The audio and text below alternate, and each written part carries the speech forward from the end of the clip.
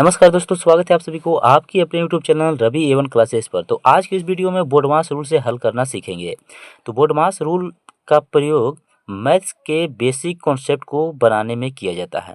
अगर आपको बोर्डमास रूल नहीं आता है तो आप किसी भी मैथ को बनाएंगे तो आप गलती कर सकते हैं, ठीक है। लेकिन मैथ पढ़ने के लिए आपको सबसे ज़रूरी है कि बोर्डमास रूल को पढ़ना। तो आपको हम बोर्डमास रूल का नियम भी बताएंगे और इस पर 2 क्वेश्चन भी बताएंगे। तो आप इस वीडियो को शुरू से लेकर लास्ट तक जरूर बने रहिएगा। तो सबसे पहले हम आइए चलते हैं वीडियो पर। देखिए बोर्डमास रूल, बोर्डमास होता क्या है पहले ये सीखेंगे। तो देखिए 20 से हमारा ब्रैकेट होता है, ठीक है। 20 से ब्रैकेट होता है, हिंदी में कोष्टक बोलते हैं। कोष्टक 3 प्रकार का होता है। ये हमारा बड़ा कोष्टक होता है इस टाइप का, ठीक है। अब महिला कोष्टक होता है इस टाइप का और छोटी कोष्टक होता है इस टाइप का, ठीक है। तो 20 से हमारा ब्रैकेट हो गया यानी कोष्टक हो गया। कोष्टक कितने होते हैं तो 3 होते हैं। ओ से होता है ऑफ, ऑफ मिक्स का होता है। अब का को हम अंडर रूट एक्स भी लिख सकते हैं या एक्स स्क्वायर भी लिख सकते हैं। ये दोनों टाइप का आपको रहेगा, ठीक है। उसके बाद डी आता है, तो डी फॉर डिवीजन होता है। डिवीजन मिक्स भाग होता है। भाग का सिंबल इस तरह का होता है, ठीक है। उसके बाद आता है एम, एम फॉर मल्टीप्लीकेशन या मल्टीप्लाई भी बोल सकते हैं। मल्टीप्लिकेशन मिक्स होता है गुना, गुना का सिंबल इस तरह का होता है, ठीक है, यानी कटकुट की तरह होता है।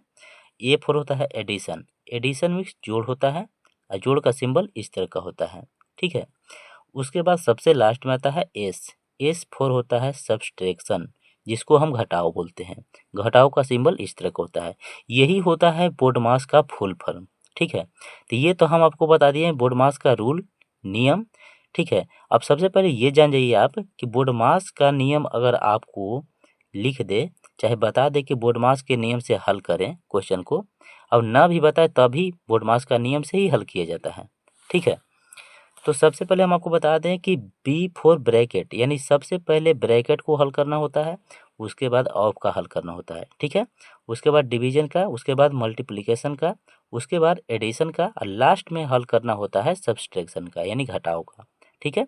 तो इसी तरह से हम हल करेंगे, यानी 20 से स्टार्ट करेंगे और एस तक जाते हैं, ठीक है।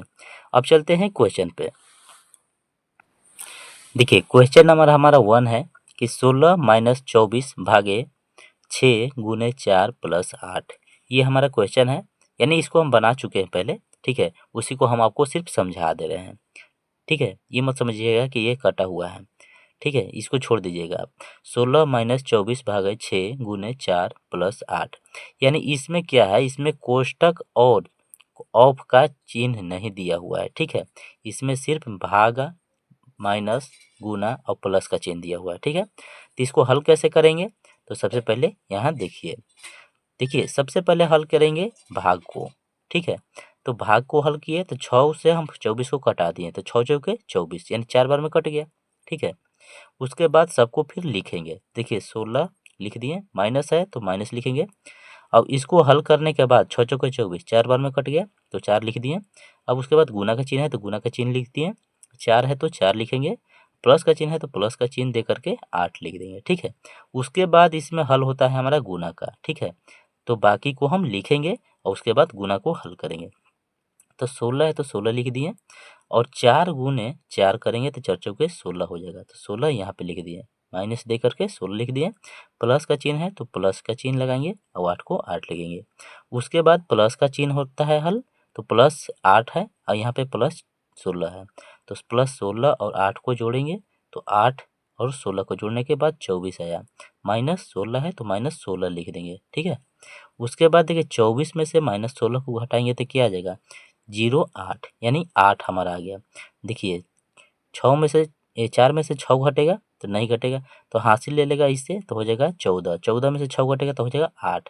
अब 2 था तो 1 हो गया, अब 1 में से 1 गया तो हो गया 0, यानी 24 में से 16 को घटाएंगे तो 8 आ जाएगा हमारा राइट आंसर। तो ये हो गया हमारा सिंपल क्वेश्चन। अब एक ऐसा क्वेश्चन लेते हैं जिसमें कोष्टक और यानी चिन्ह वाला सभी चिन्ह रहेंगे, ठीक है। आइए देखते हैं हम दूसरा क्वेश्चन। देखिए क्वेश्चन नंबर दूसरा है कि 20 माइनस बड़ी कोष्टक 10 प्लस छोटी कोष्टक 8 गुने 5 छोटी कोष्टक भागा 8 बड़ी कोष्टक प्लस 6। इस क्वेश्चन को हल करेंगे तो इस क्वेश्चन में देखिए क्या है, यानी ब्रैकेट वाला चिन्ह भी दिया हुआ है और जो सिंबल होता है यानी भाग प्लस यानी जोड़ घटाव का उसको भी दिया गया है। ठीक है, तो इसमें सबसे पहले हम बनाने का रूल आपको बताए थे ऊपर में बोर्डमास रूल में कि सबसे पहले हम कोष्टक का हल करते हैं। कोष्टक में सबसे छोटी कोष्टक का हल करते हैं।